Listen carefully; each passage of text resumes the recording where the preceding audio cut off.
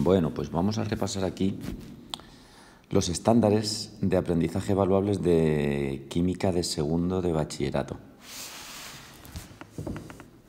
Y para que os hagáis una idea de lo que habéis aprendido este año, y bueno, a ver si controláis los estándares para el examen este de la BAU de Castilla-La Mancha. Venga, empezamos. Esto de aquí es lo que se supone que tenéis que saber este curso para el examen de química de segundo de bachillerato. ¿Vale? Pues venga, empezamos. Dice primero, explica las limitaciones de los distintos modelos atómicos relacionándolo con los distintos hechos experimentales que llevan asociados. Esto, si recuerdas, se refiere a que cada modelo pues tenía unas limitaciones, cada modelo atómico. Primero teníamos el modelo de Thomson, que decía que los electrones estaban ahí incrustados como si fueran pepitas en una sandía, pero bueno, eso no es muy importante. El modelo de Rutherford decía que los electrones se podían mover a cualquier distancia del núcleo. Pero luego llegó Bohr y como vio los espectros atómicos y vio que solo había unas determinadas transiciones electrónicas, es decir, que los fotones caían solo, por ejemplo, de la órbita 2 a la 1 o de la 3 a la 1 o de la 3 a la 2, cada fotón te daba una raya del espectro. ¿Vale? Y entonces, pues eso, para explicar los espectros discretos, pues dijo Bohr, vale, pues eso es que los electrones solo pueden girar a unas determinadas distancias del núcleo. Y así explicó los espectros atómicos. Entonces, el modelo de Rutherford no explicaba los espectros atómicos y el de Bohr sí explicaba los espectros atómicos. Y a eso se refieren aquí con eso de las limitaciones de los distintos modelos atómicos. El de Rutherford era limitado y Bohr explicó algunas cosas. Y luego, pues el de Bohr hablaba solo de órbitas y ya sabes que el modelo mecano cuántico, que es más avanzado, pues hablaba de que los electrones se mueven en orbitales, que son como nubes de carga. Bueno, pues a eso se refiere este punto 1. El punto 2 diferencia entre el significado de los números cuánticos según Bohr y la teoría mecano-cuántica que define el modelo atómico actual, relacionándolo con el concepto de órbita y orbital. Bueno, pues te acuerdas, te lo acabo de decir, que Bohr decía que los electrones se movían en unas cuantas órbitas y el modelo mecano cuántico pues dice que los electrones se mueven en unos determinados orbitales. Y tanto a las órbitas como a los orbitales, pues ya sabes, se les llama 1s, 2s, 2px, 2pi, 2pz, etcétera, etcétera.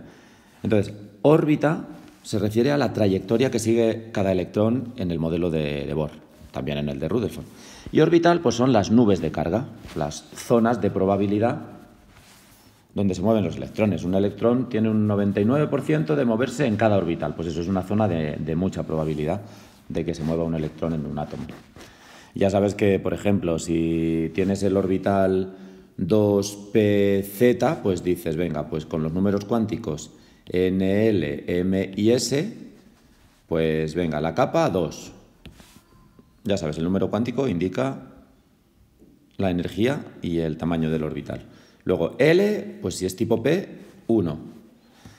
La orientación, pues Z, pues vamos a poner 1. El número cuántico magnético M y el spin, pues 1/2. Vamos a suponer que tiene spin 1/2. Y este sería un electrón, serían los 4 números cuánticos que determinan un electrón moviéndose en un orbital 2pz. Bueno, venga, seguimos con el punto 3. Conoce las partículas subatómicas explicando las características y clasificación de las mismas. Bueno, ¿te acuerdas?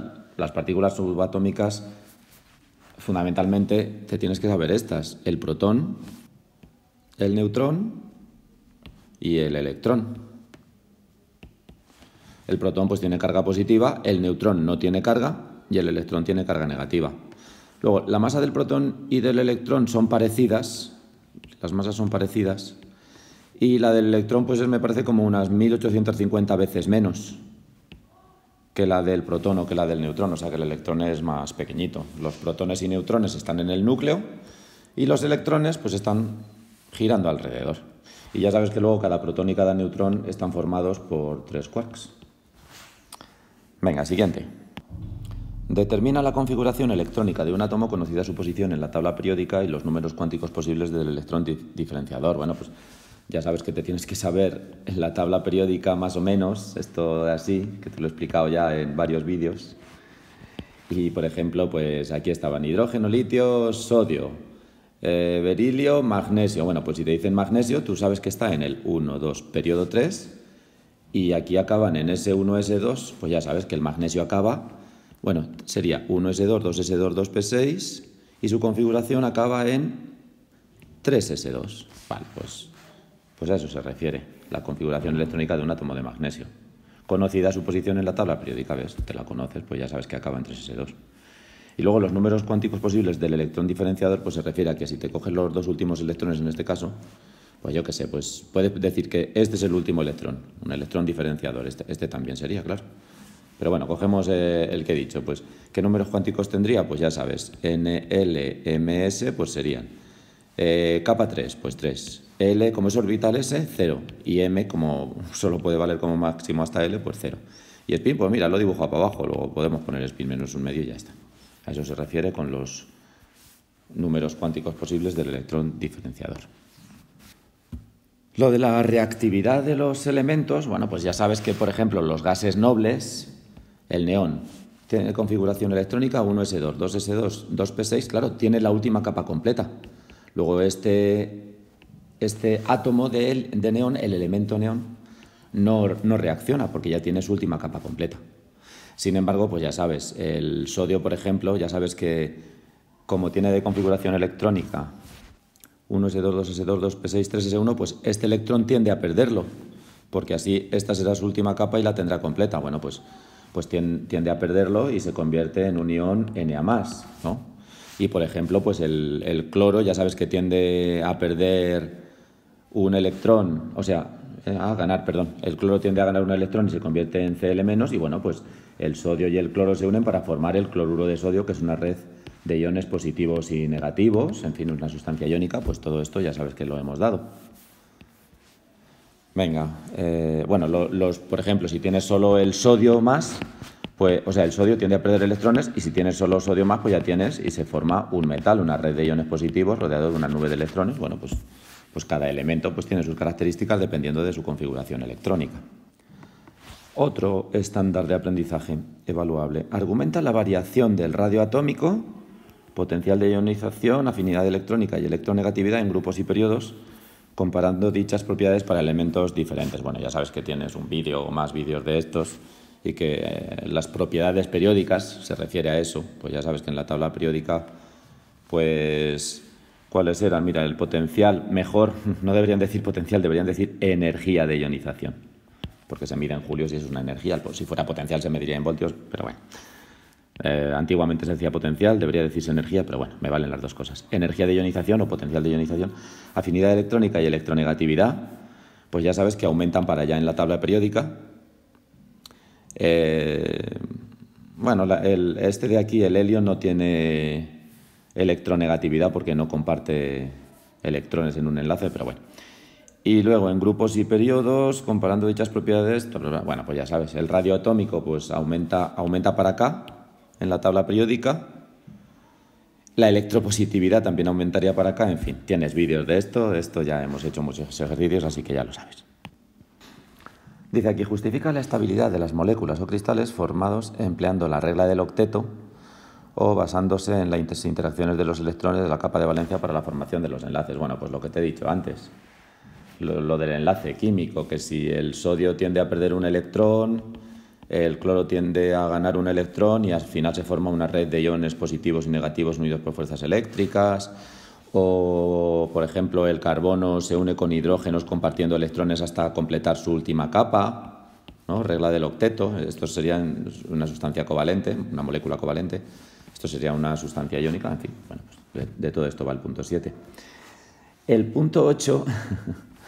El ciclo de Born-Haber para el cálculo de energía reticular es un problema complicado y bueno, pues ahí lo dejo, un problema muy complicado. El 9, la polaridad de las moléculas, pues acuérdate, por ejemplo, de que te tienes que saber algunas moléculas, el agua, por ejemplo, ¿no? El oxígeno es más electronegativo. Esta flecha quiere decir que el par de electrones está más cerca del oxígeno, entonces el oxígeno tiene densidad de carga negativa, la nube electrónica más que par de electrones, la nube electrónica está más cerca del oxígeno. Y entonces tenemos una molécula polar, ahí más o menos. Y bueno, pues ya sabes que en el amoníaco pasa algo parecido, densidad de carga negativa y los hidrógenos de densidad de carga positiva. En fin, ya hemos estudiado las distintas moléculas que te tienes que saber con su polaridad, con la hibridación del átomo central, en fin, estas cosas. Bueno, la geometría de las moléculas ya la hemos visto en algunos vídeos, ya sabes las moléculas que te tienes que saber, así que nada.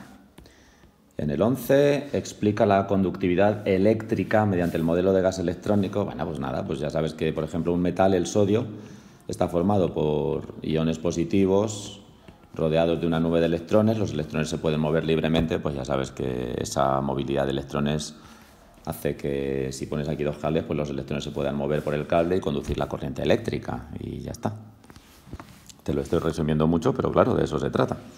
De que seas consciente de si te sabes todo lo del curso de química o no para la prueba de la EBAU, para el acceso a la universidad. Venga, justifica la influencia de las fuerzas intermoleculares para explicar cómo varían las propiedades específicas de diversas sustancias en función de dichas interacciones. Bueno, ya sabes que las fuerzas intermoleculares se daban en sustancias covalentes moleculares y que si las moléculas eran grandes, por ejemplo, las moléculas de yodo son grandes, porque los átomos de yodo son grandes, esas fuerzas intermoleculares son grandes y entonces el yodo es sólido a temperatura ambiente, porque estas fuerzas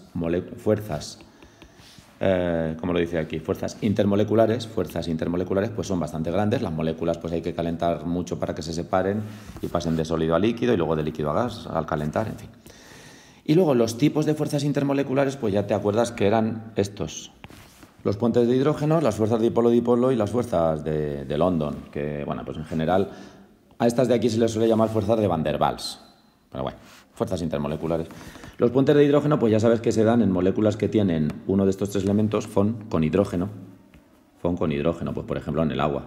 Tú tienes aquí el agua y si tienes aquí otra molécula de agua, a ver que no se ve, que no tengo sitio, pero bueno, la pinto por aquí, el oxígeno por aquí. Pues ya sabes que como este tiene densidad de carga positiva por el hidrógeno y esta molécula densidad de carga negativa por el oxígeno, se unen por puentes de hidrógeno. Y el agua, aunque tenga moléculas pequeñas, pues en vez de ser gas a temperatura ambiente, es líquida a temperatura ambiente. Fuerzas dipolo-dipolo, pues mira, oxígeno, azufre. Pues en el caso del sulfuro de hidrógeno pasa algo parecido a lo del agua. Lo que pasa es que como el azufre no es de los del FON, pues aunque las moléculas de azufre sean grandes, más grandes que las de azufre, no, de H2S, de sulfuro de hidrógeno, sean más grandes que las de agua, pues en realidad estas fuerzas intermoleculares son más pequeñas, porque no son puentes de hidrógeno, porque el azufre no es tan electronegativo como el hidrógeno, estas fuerzas no son tan grandes y aunque sean parecidas a las de puentes de hidrógeno, pues se llaman fuerzas dipolo-dipolo, o si quieres fuerzas de Van der Waals, bueno, fuerzas dipolo-dipolo. Y luego están las de London, que se dan entre moléculas apolares. Por ejemplo, pues entre moléculas de hidrógeno, una molécula de hidrógeno, otra molécula de hidrógeno. Bueno, pues aquí hay fuerzas de London, son pequeñitas y ya está. Y el gas, o sea, el hidrógeno es gas a temperatura ambiente, primero porque las moléculas de hidrógeno son pequeñas y luego pues porque las fuerzas de London son las más débiles que hay. En fin, son los tres tipos de fuerzas intermoleculares que hay solo en sustancias covalentes moleculares. El estándar 13 pues sigue en la misma línea porque viene a decirte que tienes que saber que los enlaces intramoleculares, o sea, dentro de cada molécula, mira, por ejemplo, el agua, son fuertes, es decir, este enlace hidrógeno y oxígeno, que es un enlace covalente polar entre los átomos de la misma molécula, estos dos enlaces son muy fuertes. Y entonces, claro, para romper una molécula de agua habría que calentar mucho.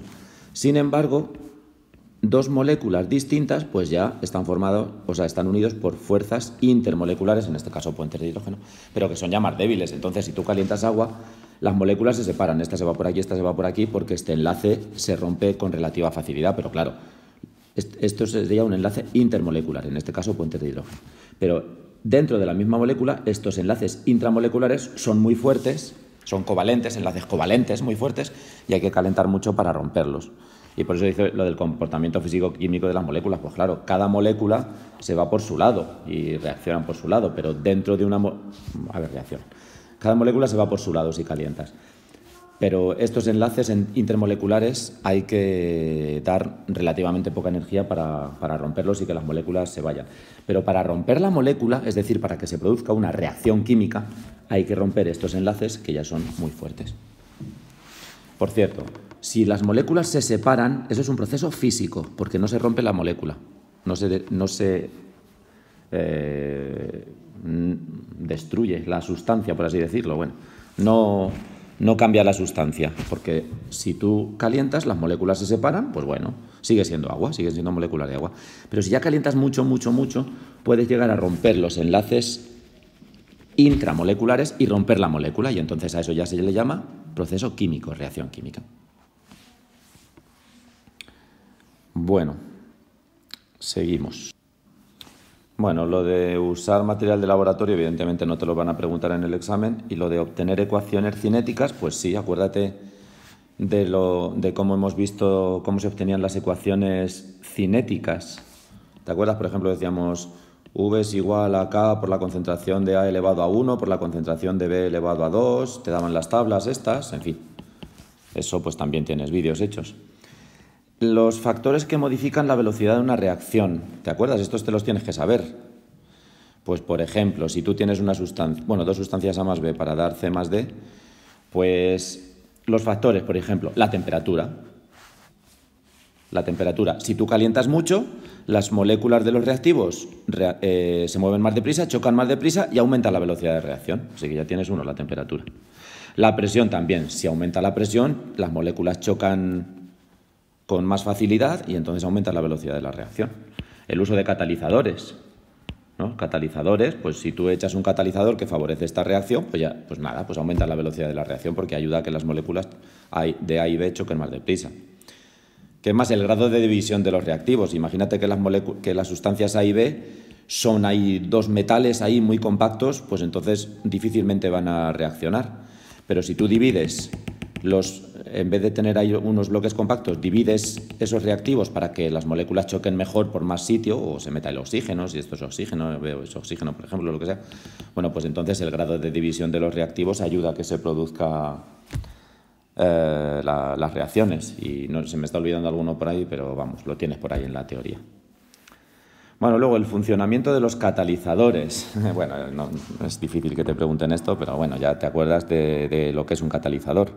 Los que habéis dado biología lo tenéis más claro, pero vamos, básicamente es una sustancia que no interviene en la reacción, pero que ayuda orientando a las moléculas. Mira, por ejemplo, si tienes hidrógeno, imagínate que tienes hidrógeno y quieres que reaccione con algo. Bueno, pues hay un catalizador que es el platino, y el platino, pues mira, tú pones una barra de platino aquí, y las moléculas de hidrógeno que estaban moviéndose por ahí, lo que hace el platino es absorberlo, con D, adsorberlo, y orientar esas moléculas para que luego lleguen otras moléculas distintas, choquen con el hidrógeno y reaccionen, ¿vale? Bueno, pues entonces, el platino sería una sustancia que no interviene en la reacción. O sea, aquí cuando pones hidrógeno más oxígeno para dar agua, por ejemplo, en esta reacción, H2 más un medio de O2 para dar H2O. Bueno, pues el platino no interviene en la reacción, pero sí te ayuda a que el hidrógeno se oriente, las moléculas de hidrógeno se orienten para que luego lleguen, por ejemplo, las de oxígeno por aquí, choquen con ellas y se forme agua. Bueno, pues un catalizador entonces es una sustancia que no interviene en la reacción, pero que ayuda a orientar las moléculas para que choquen mejor y se favorezca la reacción. Interpreta el valor del cociente de reacción comparándolo con la constante de equilibrio, previendo la evolución de una reacción para alcanzar el equilibrio. ¿Te acuerdas? Que si tenías un equilibrio a ver, imagínate que te dan este equilibrio y te dicen que la constante de K sub C vale 8, por ejemplo. Bueno, pues tú calculas Q sub C con las concentraciones iniciales. Esto es con las concentraciones en el equilibrio, K sub C. Pero tú calculas K sub C con las concentraciones iniciales, imagínate que te da, qué sé, 2 por 3 dividido entre 6, por ejemplo, te da 1. Claro, pues tú dirías, Q sub C no es igual que K sub C, sino que es menor, luego no hay equilibrio. O sea, como no son iguales, no hay equilibrio. Pero luego es menor, así que Q sub C tiende a aumentar, es decir, aumentará esto de aquí, las concentraciones de nitrógeno y de hidrógeno, que son las de arriba, ya sabes, esto se pone arriba, estas se ponen abajo, pues aumentarán las de arriba, es decir, si Q sub C es menor que K sub C, el equilibrio tiende hacia la derecha, hasta que se iguale Q sub C con K sub C, pues ya sabes, esto lo hemos visto bastante, tienes vídeos. Y luego, bueno, problemas de calcular K sub C y K sub P y esto hemos hecho bastantes, así que nada.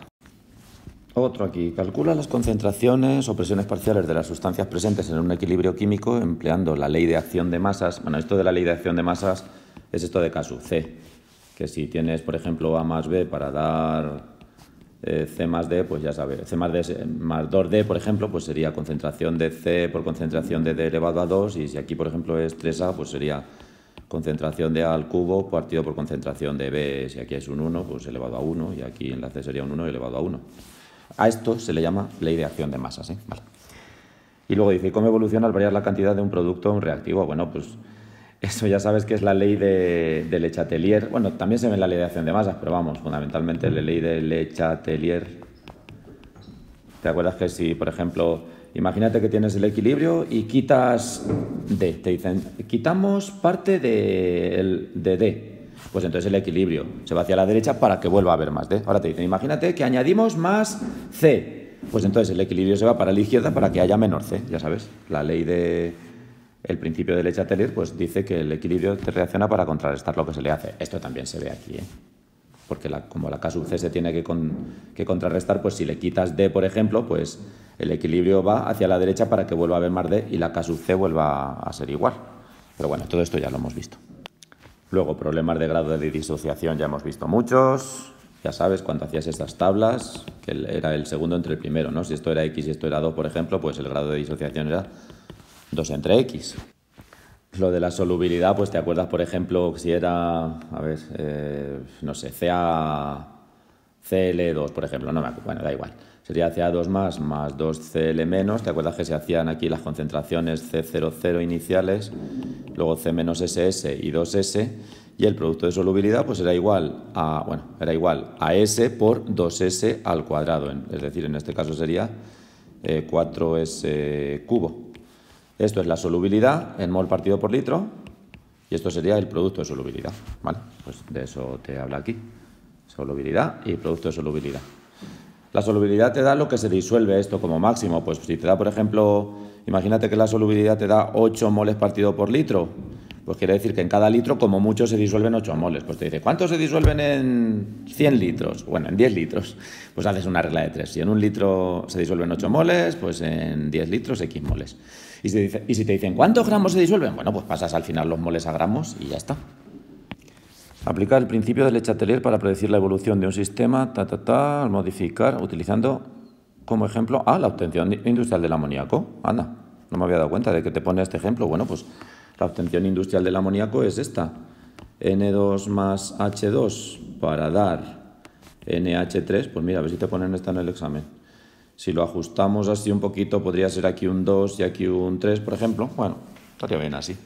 Aunque claro, si es obtención del amoníaco, te deberían poner NH3, un mol de amoníaco, y aquí sería un medio de N2 más 3 medios de H2, pero bueno. Vale, pues imagínate que te dan este equilibrio. ¿Y qué incremento de entalpía tiene? Espérate que lo mire. Bueno, he visto que en la mayoría de los sitios lo ponen así, pues bueno, pues así te lo pongo. Sería entalpía de formación, o sea, para la derecha sería la formación de 2 moles de amoníaco gas por cada mol de nitrógeno y 3 moles de hidrógeno que reacciona. Bueno, da igual. Para este problema da igual.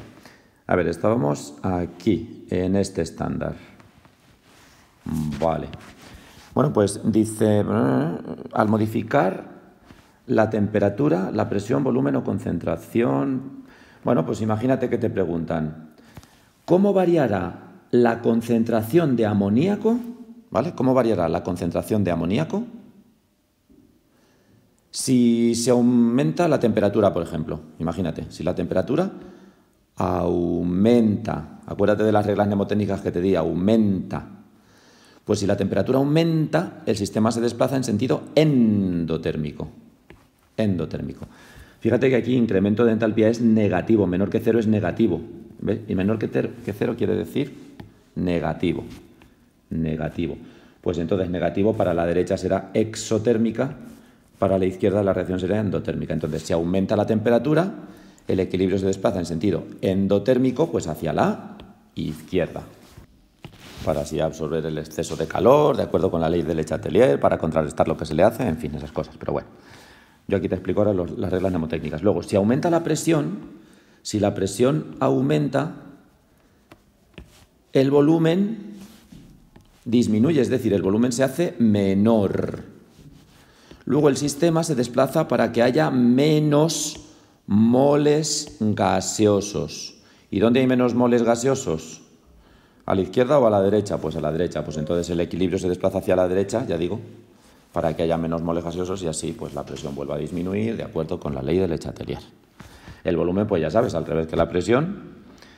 Y luego la concentración, pues claro, imagínate que te dicen, ¿qué pasa si aumenta la concentración de N2? Pues el equilibrio se desplaza hacia la derecha para que vuelva a disminuir, para contrarrestar lo que se le hace. ¿Qué pasa si se le disminuye la concentración de hidrógeno? Pues que el equilibrio se desplaza hacia la izquierda para que vuelva a aumentar la concentración de hidrógeno. Es decir, así siempre para contrarrestar lo que se le hace. Imagínate que te ponen la reacción así, al revés, se produciría una disociación hacia la derecha, ¿no? Pues imagínate que te dice, ¿cómo varía el grado de disociación alfa? Bueno, pues tienes que ver cómo varía el equilibrio. Si el equilibrio se desplaza hacia la derecha, el grado de disociación aumenta. Y si el equilibrio se desplaza hacia la izquierda, pues el grado de disociación disminuye. Mira, aquí hay otro estándar de solubilidad. Bueno, ya sabes cómo hacemos los problemas de solubilidad. C00, esto es mol partido por litro, es que aquí no me cabe. Mol partido por litro, concentraciones iniciales. Y luego ya en el equilibrio C menos S, S y S en este caso, porque arriba hay todo uno. Y ahora dice, bueno, esta sería la solubilidad, la S. Ya sabes, la S, la solubilidad en mol partido por litro. ¿Y qué dice aquí? Pues que la calcules, ¿vale? Y así hemos visto que en este caso sería K sub P igual a S por S, S cuadrado, en fin, y S sería la raíz de K sub P y ya está, en este problema es bastante sencillo. Pero no solo te dice que la sepas calcular, que eso ya lo hemos visto antes, sino que cómo se modifica al añadir un ion común. Bueno, pues es fácil. Imagínate que, por ejemplo, añades ahora, o sea, tú tienes esto, AgCl.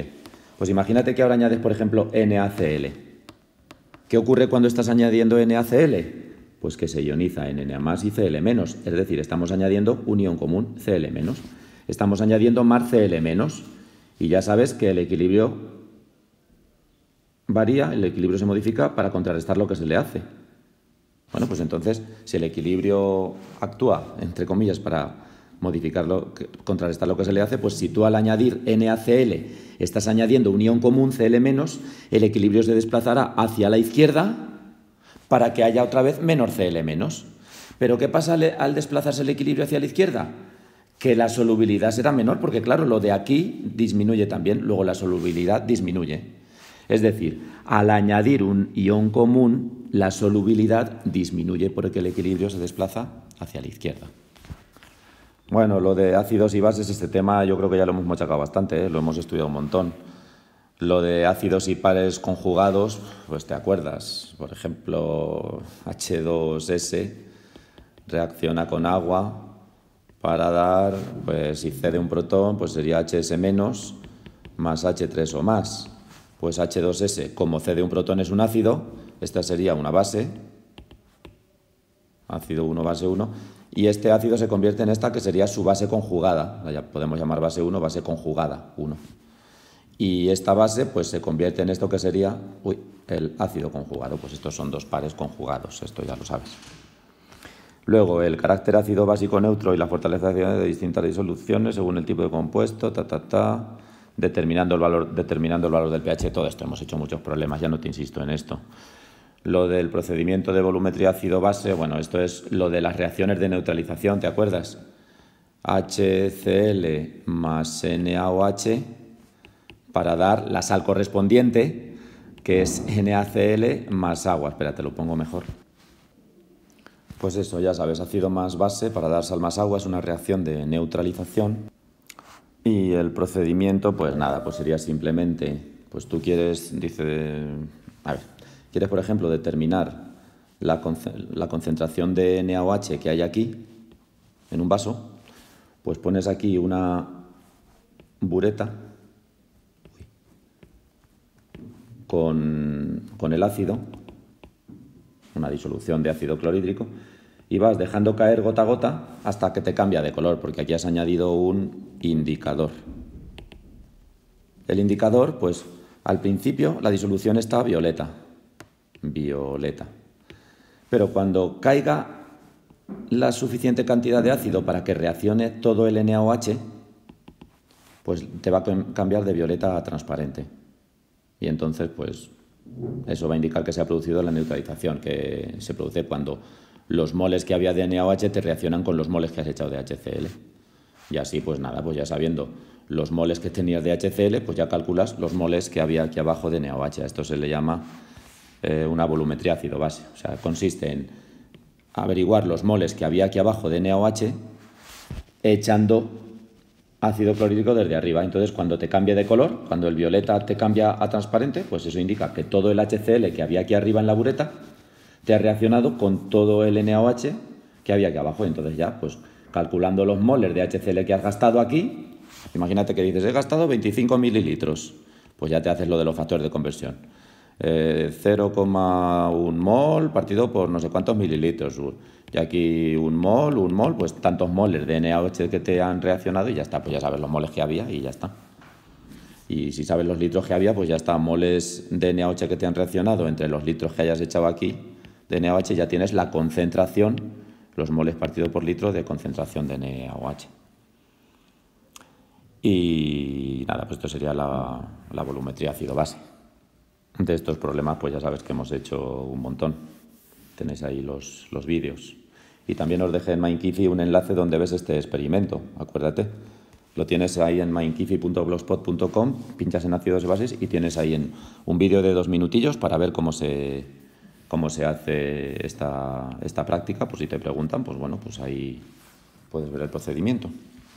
Los cálculos, pues ya sabes, esto que hacemos con factores de conversión, hemos hecho bastantes. El comportamiento de una sal disuelta en agua, pues ya sabes, los casos de hidrólisis que hemos visto en ácidos y bases.